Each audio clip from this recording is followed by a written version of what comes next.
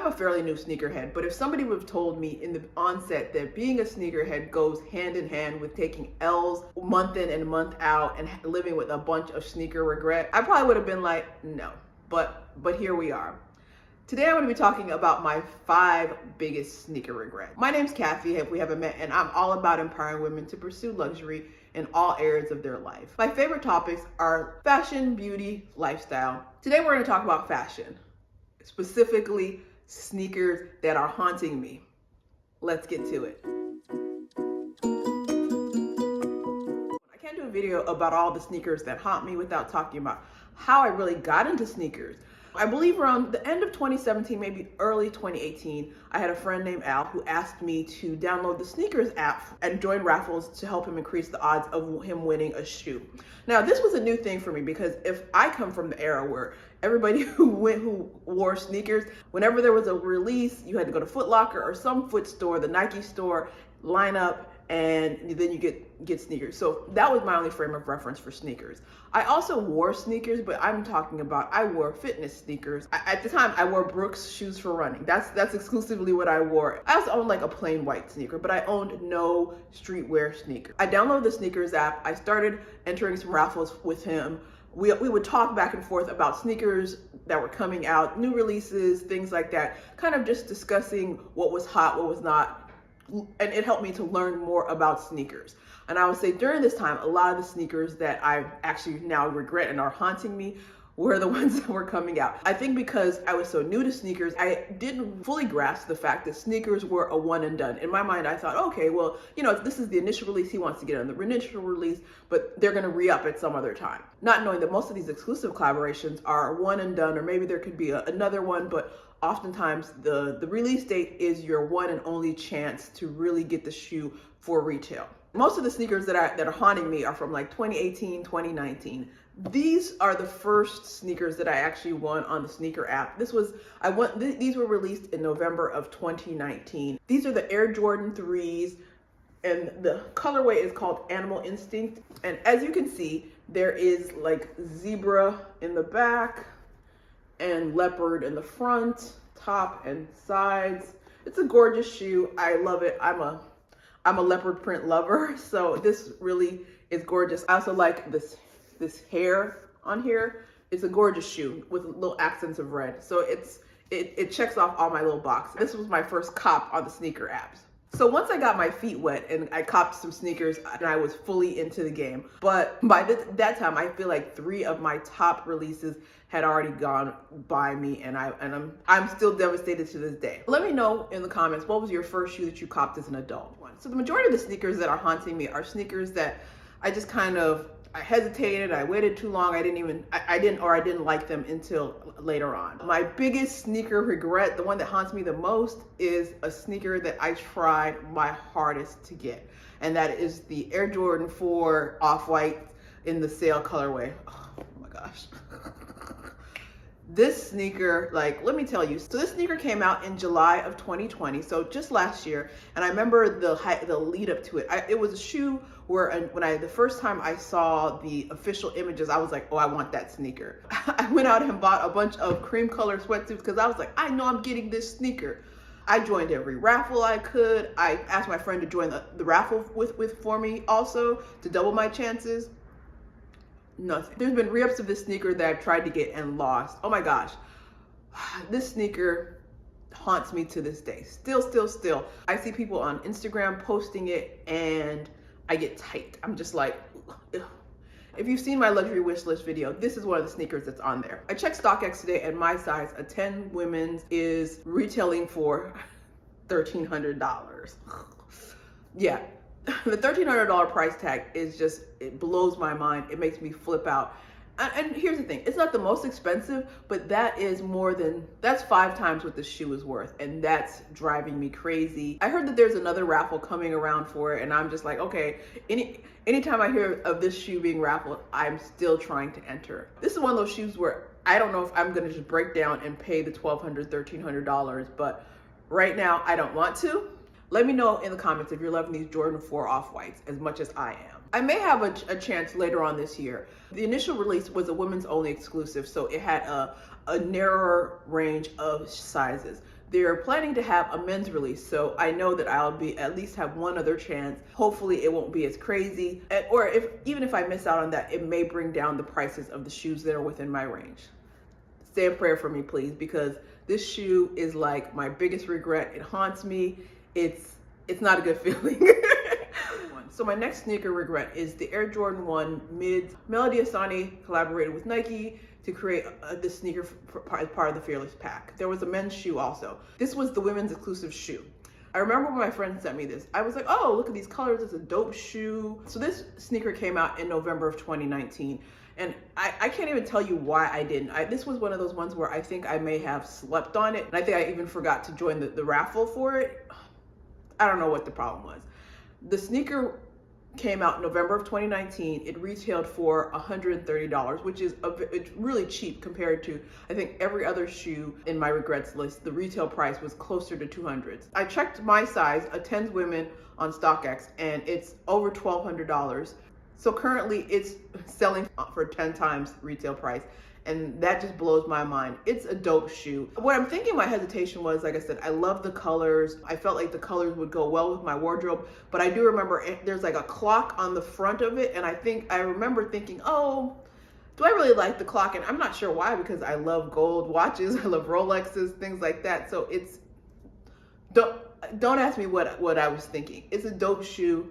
I want it. It's on my list of things that I'm following. I would love the price to go down. The thing about this shoe is it was a women's only release, and it was very limited. I know the price isn't going to go down much further, and unfortunately, if I want the shoe, I'm going to have to suck it up and pay the $1,200, and that right now is just making me annoyed. I feel like there's so many ways that I could wear it. Maybe I'll look up. Like all these shoes I'm putting out in the universe and saying that I regret them, and hopefully I can manifest. Maybe I can manifest this one for a good deal. But this one I just love because I feel like I could do so much with. Don't ask me what I was smoking that day. Don't ask me if I overslept. I don't know. All I know is I didn't get this shoe, and I totally regret that. Third biggest regret is not copying the Air Jordan 6 collaboration between Nike and Aleali. Oh my gosh. This shoe I distinctly recall when I saw the first time I saw the shoe. My friend had sent me the link for the official images, and there was this picture. Aleali was wearing this shoe with this coat at a fashion show, sitting front row, and I was just like, damn, that jacket's dope, that shoe is dope.